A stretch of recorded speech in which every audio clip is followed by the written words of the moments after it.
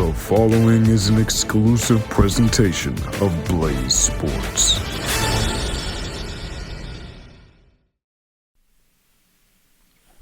All right, pack it up, pack it in. Let us begin. Coming to you live today from Tempe, Arizona. It's the site of the first ever, and I think I'm right in that, the first ever Blaze Gameday. This is a historic moment for all of us here at Blaze Radio and here in Tempe and Phoenix and wherever we are all over the country. Glad to be with you. My name is AJ Goncalves, joined by two fabulous co-hosts as well, Jordan Talley, Sebastian Friar. How are you guys doing? It's a terrific Thursday, right near the weekend, ready to talk about some ASU sports. What's better than this? I mean, yeah, getting into it. Big weekend coming up for ASU sports, and I mean, season's in full swing now, so it's about to be as we get into October, so yeah. First of all, it's an absolute privilege to be alongside you, too. Thank you to everyone in Blaze giving us this great opportunity. First edition of Blaze Game Day. There's so much action going on. It's nice and hot outside. I'm working up a nice tan here in the camera. You can check it out. So let's do it, AJ. Lead the way. All right, let's get right into it. ASU TCU coming up tomorrow, Friday. You can listen to it right here on Blaze Radio Online. Nate Mills, Mahir Sanasan will have the call for you. It's going to be at 6 o'clock. ASU 2.5-point favorites, but TCU are the ranked team. They're ranked number 24 in the country. The story of TCU really has been Josh Hoover, their quarterback. 11 touchdowns, 2 interceptions, over 1,000 passing yards. Really known for his quick, smart decision-making, the quick release he's got. Tomorrow, a big thing for ASU is Xavier Alford. He's likely out this week. That's a huge thing for their secondary. How does Brian Ward stop the high-flying offense of TCU? I'm going to start with Jordan. It's going to be a really interesting matchup. I think, personally, for me, the key is ASU versus TCU from an offense to defense standpoint, of TCU on offense, ASU on defense. How does Brian Ward come up with a game plan to match the high-flying offense of TCU? I mean, you got to utilize Keith Abney, right? We've seen him, continuously be there, making those plays, reading those routes, and completely shutting down and locking up those wide receivers. We saw that at Texas State and last weekend even in Baylor. The ASU defense has been on fire, even without Xavier Alford, and I think Keith Abney is just a key contender for that high favorite defensive spot. Yeah, for me, I think it's all about the defensive effort. We saw active hands and big-time hits against Texas State, which, in my opinion, that was the best performance defensively we've seen from the Sun Devils so far this year. They forced turnovers, and we saw a couple Bobcats just being laying down. They had a hard time getting up because these Sun Devils were around. They were just hit-sticking them all day, all night, and I think that's going to be the key. Just be active against TCU because this could be one of those games in the Big 12 as we keep on going in conference play. These are some high-stake matchups. We're talking about TCU coming into Tempe, 24th ranked already in the country. The Sun Devils definitely heard that. They know BYU's ranked. They know Texas Tech is ranked. Utah's been ranked also before. So I think they're going to take this game personally to go to prove to everyone they are still the team to beat in the Big 12. So trust me, they're going to be playing with a little bit of a chip on their shoulder tomorrow. And those hits, they're going to be coming with big booms. Big boom. I love it, man. That's the call of the year right there. Flipping it over from an ASU offensive perspective, one of the big questions for me, at least this year, is can this Sun Devil team really win in a shootout? I think that's the big thing. So far this year, I mean, from what I've seen at least personally, it's been a lot of run first, getting Sam Levin involved in play action, where in a lot of spots you've had a lot of leverage. This time tomorrow, it's going to be Josh Hoover, who can absolutely sling the football. Can Sam Levitt go gun for gun with Hoover? I think that's my big question. What do you think? Am I fair to say that, Jordan? I think you're totally fair. I think one of the main issues that ASU has been having with their offense this year is their passing game, and that is having more targets than just Jordan Tyson. That was a big issue pretty much almost all season so far for Sam Levin in this offense, is that we've gotten more action as of recently with other receivers like Shimon Mateer at tight end and, all those guys kind of stepping it up and being more of a bigger option for Sam Levitt in those.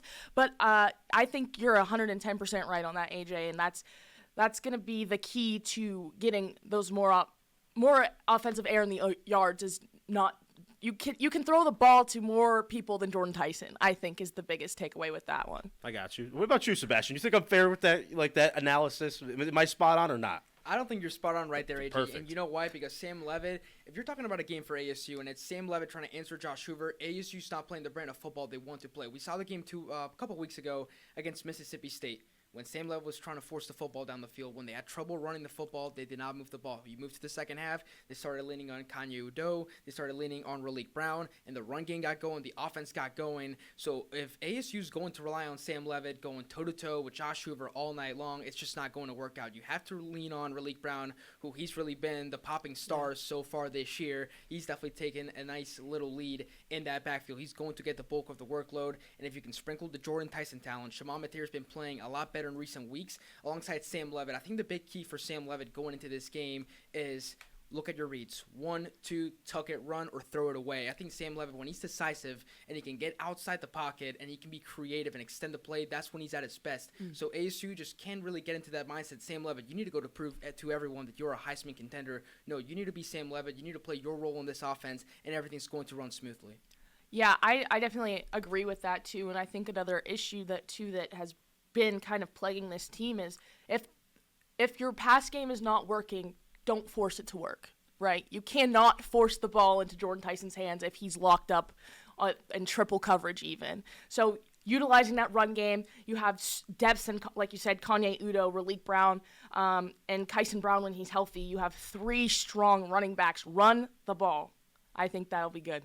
Yeah, and that's really been the message about Dillingham, right? When he first came here, his message was, we are going to play that smash mouth brand of football. And it's easy to do it, right? I mean, when you have a guy like Cam Scadaboo, who you're seeing him now with the Giants, I mean, this guy is the definition of smash mouth.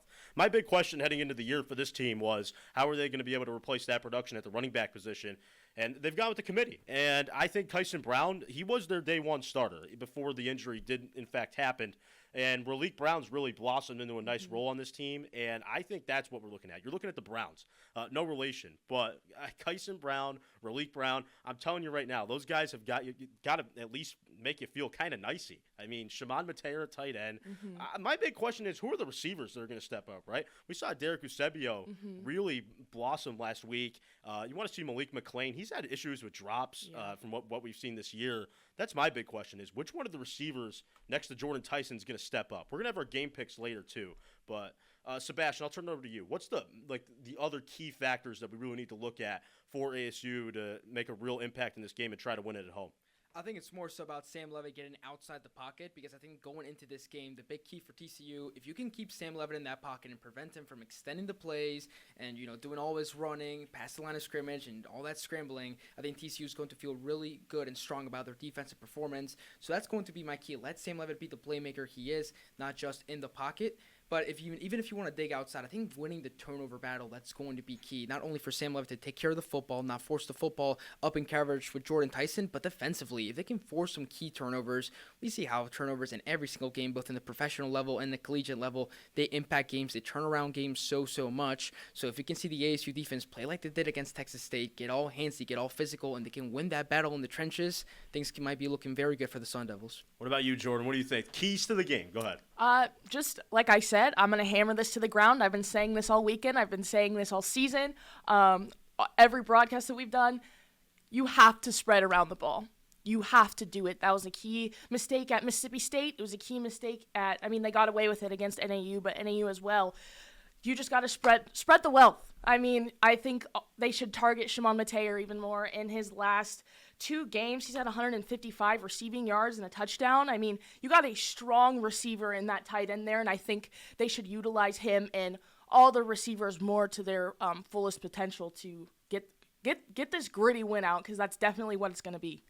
Yeah, you'd have to think so, right? And the big thing for me is third down conversion rate. I think that was a huge thing for them early in the season where they struggled, and I think they've really found a way to get back into that groove on those third downs, because staying ahead of the sticks.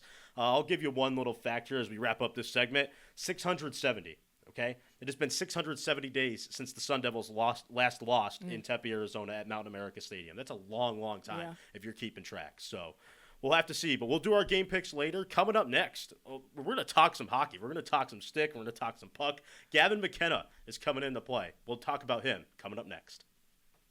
All right, welcome back here, ladies and gentlemen. It's Blaze Game Day. AJ Goncalves, Jordan Talley, Sebastian Friar. Want to talk a little bit about ASU hockey. That's right. Jordan, our resident hockey expert, has been dying to talk about it. Talk about one person in particular by the name of Gavin McKenna. I'm just going to give you the floor. Go ahead. Gavin McKenna playing here coming up on October 3rd and 4th. I mean, not specific to Arizona State athletics, but Gavin McKenna has been one of the biggest, if not the biggest name in major junior and just in the hockey world in general the past maybe 1.5, 2 years. He was just elite. He played major junior hockey in the WHL for the Medicine Hat Tigers, a part of the Canadian Hockey League. In last season was just unbelievable. He had 41 goals, 88 assists with 129 points last season. They won, I'm pretty sure they won the WHL championship, and then they moved on to the CHL championship. Unfortunately lost there, but Gavin McKenna's play is just unmatched. I mean, he's only 17 also. He doesn't turn 18 for a couple more months here.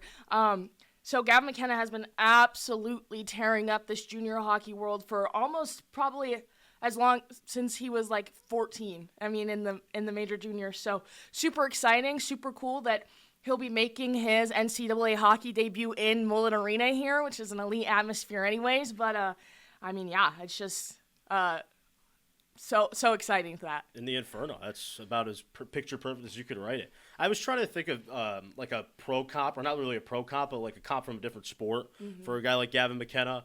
I was really like fascinated by it. Like, Cooper Flagg was the name that got thrown out there. I liked Ryan Williams because everyone talks about how he's like this young kid and he's going to be fantastic.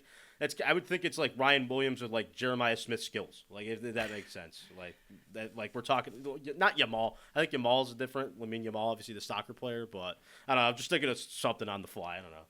Well, yeah, the fact that you guys mentioned 17 years old Gavin McKenna, but guess what? He's coming to Hockey Town. Tempe, Arizona, known Hockey Town. ASU played like that just last year. Ask Denver how it went. Ask Western Michigan how it went. ASU took down some big-time teams. Penn State's going to be a very big test to open up the year. So I'm excited for it. Gavin McKenna, you mentioned it, Jordan. You're the known hockey expert around here, so I'll let you definitely take the floor on this one. I mean, disagree with me if you want, but ASU is a hockey school. They have had a crazy program, and that's been just successful after successful under head coach Greg Powers. And I mean, this year will be no different. I mean, it will be different in the sense that there's been some NCAA changes there allowing. That's another thing why Gavin McKenna is allowed to even play in the NCAA. He played in a league that for a long time didn't let them so how it works in the major juniors is you can play from when you're 16 until you're 20, and then once you're 20, you either go play overseas, you find somewhere else that will take you, not an NCAA team, but another school that'll take you, or you go play professional hockey. Sometimes it doesn't end up that way, but now they just change the rules a little bit that will allow these semi-professionals, what they were referred to as. They thought they were looked to as professional athletes playing in that major junior level, and now you're going to get all this new talent here in the NCAA from these WHL teams and CHL teams and all this Canadian market teams and not only Gavin McKenna, but ASU has gotten some guys from the WHL too. So, yeah, it'll be an exciting season for sure, especially their second season in the NCHC. So, see how that goes there. Yeah, I mean, from a player perspective, that's a win-win, right? You get paid in this case like McKenna to go play for Penn State, and you get the degree on top of it, so you can learn how to, maybe want to do finance, whatever you want. I mean, that's a no-brainer, and that might be a huge thing that we look back on from years from now and say, yeah, it's happening.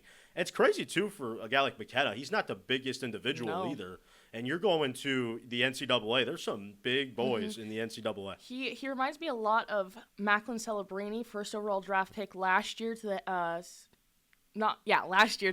San Jose Sharks. He almost did the same thing, was playing collegiate hockey at a super, super young age. I think he got drafted right after he turned 18, so he played his freshman season at Boston College as a 17-year-old, so lots of comparison there. Yeah, absolutely.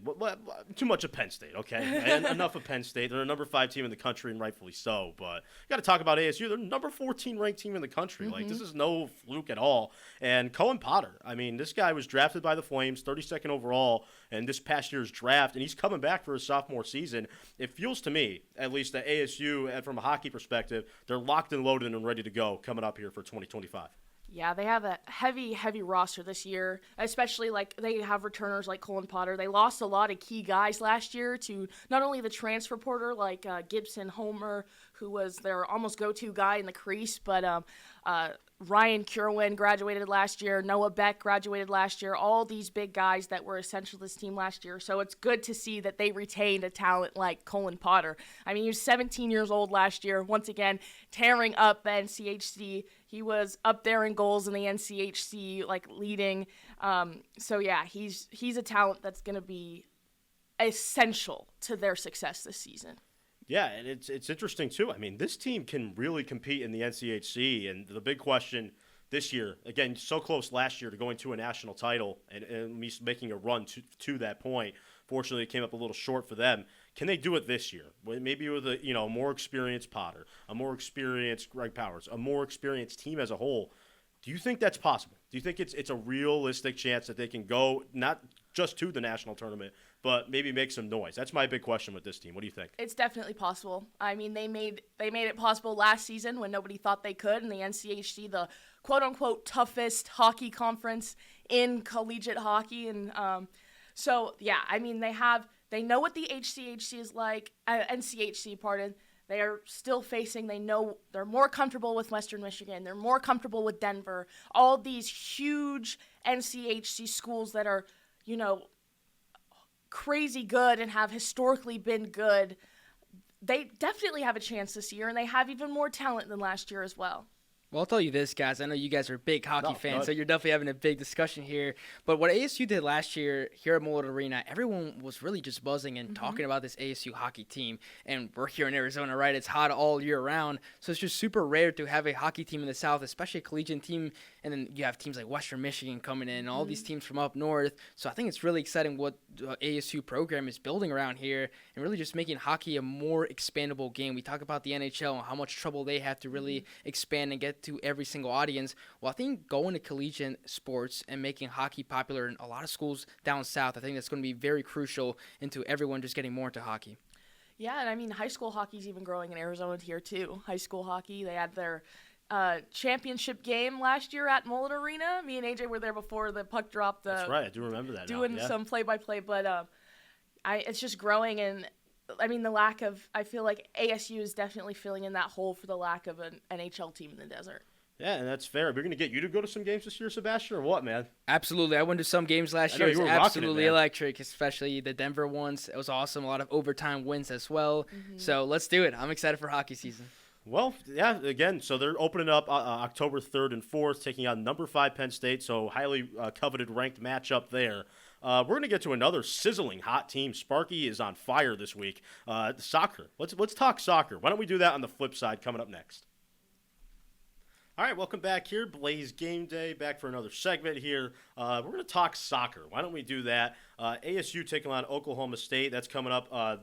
It actually happened. I'm tripping today, ladies and gentlemen. It's a Friday, or not even a Friday. Oh my goodness, September 25th, man. I'm tripping, man. I'm out of it. But nonetheless, I'm just gonna let Sebastian talk, man. Go ahead. I know you're a resident soccer expert, so take it away. Give me a break, and I'll just listen to you talk. Go ahead. Just to clarify to everyone, the game is tonight between ASU Soccer and Oklahoma State. But they just knocked off number 10 BYU. That was a very impressive win. And for that ASU soccer program, I've had a chance to cover them the last couple of years. And the big thing with them is they started conference play last year, and everyone was all hyped up. They were playing very well early on, and then all of a sudden the losses start mounting up, and they start dropping some results. But this year, you start conference play, and you beat a ranked opponent. So it gets you very much optimistic, and it's really led by some new players. Tatum Thompson's a very new one, leader in goals with 5. And you have a lot of players also coming back from injuries potentially.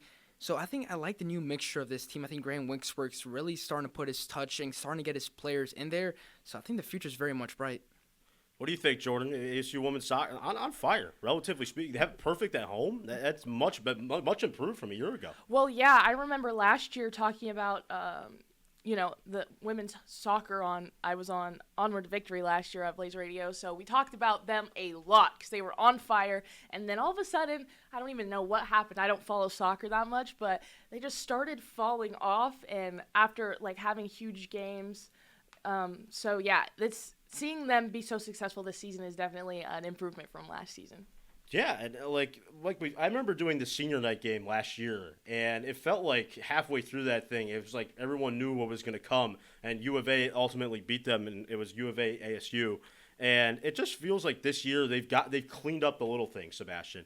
They've cleaned up the defensively, obviously. 22 goals scored to 5 conceded. That's really good. It's much improved from what we saw a year ago with this team. So how do you not lose soccer games? By not allowing goals. They have 4 clean sheets in 9 games. I think Pelly Nels back there is a great leader. So even if you get 1 or 2 chances to score on her, she does a great job at saving those key opportunities. And even Kira Blundell, she was their leading goal scorer last year. She just came back from injury. So they've been doing all of this without their top scorer from last year. So I think there's just so much excitement with this team and really some optimism that this year can be different. Obviously, there's still a lot more down the road, but you're playing an Oklahoma State team that has been pretty iffy so far this season, but you just knocked off number 10 BYU. So there's a lot of chances that you can start mounting wins. I think ASU's starting to gain a lot more respect in the soccer world. Well, so my question for this team, especially after watching them, after really getting into women's soccer, really, I've really tried it, and it's awesome. I think Trinity Rodman's a star, by the way. Don't get me wrong, but nonetheless, when you talk about ASU women's soccer as a whole, what is, I don't want to say the ceiling per se, but what can we look forward to as we go forward with this year and really come to an end? It's amazing. It feels like it just started, and now we're sizzling right through. I think what you can really look forward to after you knock off a team like BYU, the confidence starts to rise, right? We saw with football last year, not a lot of expectations for that program to do what they did, and they start beating some teams with a lot of capacity to win a lot of games. ASU soccer just did just that, right? You have Cameron Valadares, you call Valladares in the Spanish broadcast, but she's a phenomenal winger. 7 assists so far this year. And like I mentioned, it's not like she plays more centered towards the midfield. She's a pure winger, so she does a great job delivering services right into the box. So I think what you can look forward to with this ASU soccer team is to keep surprising a lot of people. Once you knock off the top dog like BYU is, you can really just start picking up win after win, and it starts tonight against Oklahoma State. And, Kira Blundell, I heard all about her last season because she was such a superstar for them coming in as a freshman. You could probably see her game translate. She's coming off of injury, but translate even more with the more experience that she got from last year going into this year as a sophomore. Yeah, they're turning it around. And I was looking at the game sheet for tonight. Arizona State is playing Oklahoma State tonight. Ryan Secor is doing play-by-play for ESPN. Is that true? ESPN Plus, he's doing play-by-play? I can confirm. I was there a couple weeks ago, and he's sneaky. He's up there hiding with all the shade while we're out there in the sun. But yes, he sure is out there with ESPN. No, that's just awesome. Former station manager. What's up, Parker Porrell? But former station manager here at Blaze, Ryan Secor, doing big things, man. I hope he's doing well. I saw him here at Cronkite 2 weeks ago. Or 3 weeks ago, maybe. He's doing good relatively, but that's cool to see he's doing play-by-play for this. What other keys do I have to look at for ASU women's soccer? Maybe the casual like me doesn't really get to see on a game-to-game basis. I think more so is the consistency and the ability to go out and control the game. ASU, I think they're at times a little stubborn to play their normal game style. I'm not going to tell all of our viewers or listeners out here that you're going to have the best time watching ASU soccer because at times I think it can get a little stale, but they feel like they can control games, so they don't panic too much when they're not possessing the ball. So if ASU plays their game and everything stays neutralized, they defend well, they really don't face too much danger, I think that's the type of team you can watch. I don't think ASU's going to go out and win games, 4-0, right? But if you can control the game, defend well, not allow many opportunities against you, and you can score some goals in those 3-4 chances you create per game, I think ASU's going to be looking very good. And how key is Pauline Nels to this equation, too? Because she was on fire last season, too, and it seems like she's just not slowing down. Well, I think the big key for Pauline Nels is last year she just faced so many opportunities, I will say, from the other team, right? The defense, I think, was a little inconsistency. They were getting rotating players in and out. But right now you have a stable back four, and the chances you're generating against Pauline Nels might be limited to 2 to 3 a game, and you can trust Pauline Nels to step up and save those big opportunities. So last year we talked about 8, 9 big opportunities being generated per game. Now you get those down to 4-3 with really a world star goalkeeper like Pauline Ellis is. It's going to be really tough to break down this ASU squad. All right, so when we come back, we're going to wrap this thing up. We're going to head to the ninth inning, essentially, of our show. We're going to talk a little volleyball. ASU taking on Kansas coming up tomorrow, and then we're going to give you our game picks. We're going to give you ASU, TCU game picks and our final little thoughts. So we'll do that coming up next. All right, back out to close the show now. ASU women's volleyball. Why don't we start there? Tomorrow they are going to be coming back into action. This team has really been on fire to start. I was doing play-by-play last weekend. And on a weekend where there's football on the road, ASU Baylor, Desert Financial Arena out here in Tempe, it was packed, and fans were having the time of their lives. I'm telling you right now, a lot of excitement, a lot of fun in the building. They took on GCU recently in that tournament over the weekend, and Molly Miller was actually there and watching volleyball in the front row. I got a lot out of this. I'll start with you, Jordan. Give me the up-to-date thoughts on ASU volleyball and where we stand. I was actually a little nervous going into the season because I followed the ASU volleyball team so close last season, and they lost a lot of key people. I mean, like Mary Schroll, their libero last year, she's phenomenal. And they didn't have her this year, but I mean, they've picked up their momentum as much as they did last year, and it's been awesome to see. I was actually in the building at DFA for the GCU game. It was just amazing. Molly Miller was there. People were so hyped for Molly Miller, but I mean, this super, super, super solid team, and almost every concern I had going into this season is just gone. Well, let's also talk about an ASU volleyball team that I think many people can argue maybe they are the best team on campus, right? They're ranked number 8 in the nation. Bailey Miller, leader in kills so far with 125. Sydney Henry, leader in assists with 259. Their only 2 losses coming up against top-tier teams, number 5 Pitt, number 2 Texas. So I think the big question mark of this team is, can they beat the big dogs? Can they beat those top 5 teams in the nation? Because so far, they're taking care of pretty much everyone else. They face number 18 Kansas coming up tomorrow. So I think if they can knock off Kansas, really your only concern comes to everyone who's on top of you, right? So they lost to both those Pitt and Texas teams pretty easily. So can they really figure it out to go out there and compete against those 2 teams? Yeah, and looking at the depth, too, I mean, watching it over the weekend, Naomi Glover, I mean, my goodness gracious, like, awesome, genuinely awesome. I've never seen, in a volleyball court, okay, I haven't really seen a defense, especially for GCU, really just be like, oh, we cannot stop it. Glover was awesome. Like, I think that's a big thing they can take going forward is they have some players who are, like, legit just really, really good. I mean, you look back, they're like, how can you stop it? And I think Glover was just one of those cases where GCU had no answer. And I think that ASU, if they keep using her in the right ways, man, oh, man, it's going to be tough to stop. You're so right, AJ, and I have Naomi Glover's stats pulled up on my laptop as you speak. I mean, she was the standout player for me when I went and saw them play. Just like, I don't even know how to describe it, but some of the kills she was getting, I was just she's just a monster at the net. So, yeah, she had 12 kills in the matchup against GCU. So. Yeah, I was going to say it felt like every 5 minutes she was just just smacking it right there. I mean, my goodness, it was awesome to watch, but yeah. Yeah, I think it all kind of correlates to what you guys are saying. AJ, you mentioned how packed Desert Financial Arena was in that game you covered. Jordan, you mentioned all the highlight plays that come with ASU volleyball. It's just a team that brings a ton of excitement out there. And Tempe, if your team performs, they're going to go out there and show. We've seen it with football. Now we've seen it with volleyball. And this volleyball team just generates that type of buzz around this town. If they're performing and they keep putting up quite a show and quite a spectacle that AJ, you mentioned it as well, Jordan, people are going to show up. It's going to be packed. It's going to be rowdy. And they're going to keep on winning. I mean, and we see this across all sports, like you said. I mean, football just had their 3rd straight sellout at home this season. So they weren't having that hype last season at all. And, I mean, maybe a little bit towards the end of the season, but now so early into the season, all the athletics are getting that. Volleyball, I don't doubt. Soccer had a record-breaking sellout or something, right? Or attendance record. That GCU volleyball game, I believe, was also an attendance record. Just, it has gone to show that when ASU athletics are good, people will show up and show out. Amen to that. Amen to that. Game picks. Why don't we do our game pick? ASU, TCU tomorrow. ASU the favorite by 2.5 in this one. TCU the ranked team, obviously. Who do you guys have winning this game?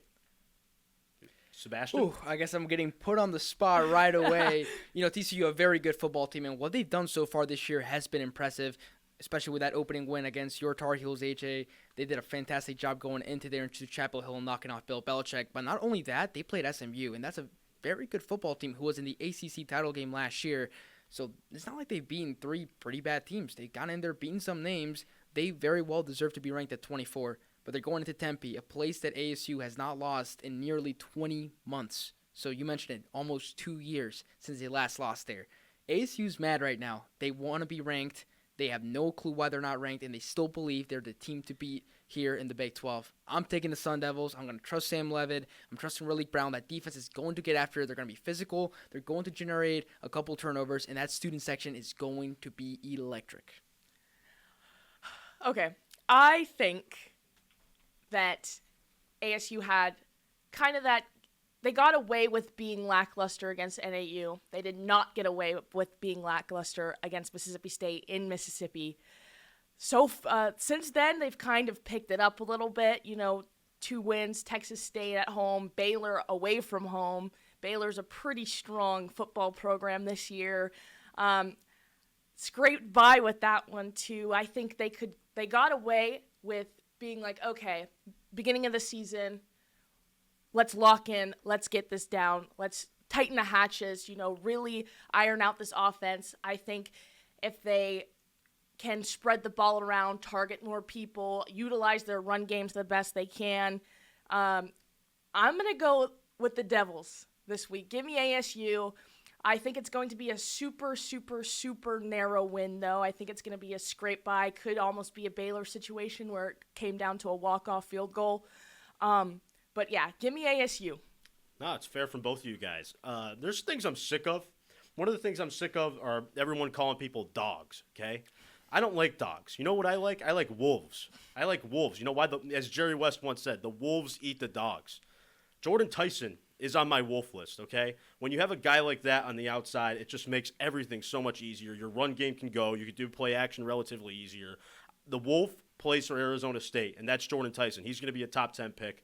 I like ASU in this matchup just off that. I said it last week with Baylor, said they don't have a Jordan Tyson on their team. I'm going to stick with the hot hand in Jordan Tyson and this ASU team. I think they find a way, being the home team, to pick up a win. But, guys, that was a great episode. I think we got a lot out of it. I wanted to give a shout-out to everybody back here, Ratisha, Aiden O'Neill, Parker Porrell, making this thing happen, making it come together. So any last thoughts before we wrap it up here in Tempe? No, just the full Sun Devil Athletics are about to be in full swing, so there's going to be way more to talk about to come. Mark this day, Thursday, September 25, 2025. First day of Blaze Game Day, first episode. A lot more to come and a lot more excitement. Let's keep it rolling. First day is something special. Well, we appreciate you tuning in. Signing off from Tempe for Jordan Talley and Sebastian Friar. I'm AJ Goncalves saying so long. Bye-bye.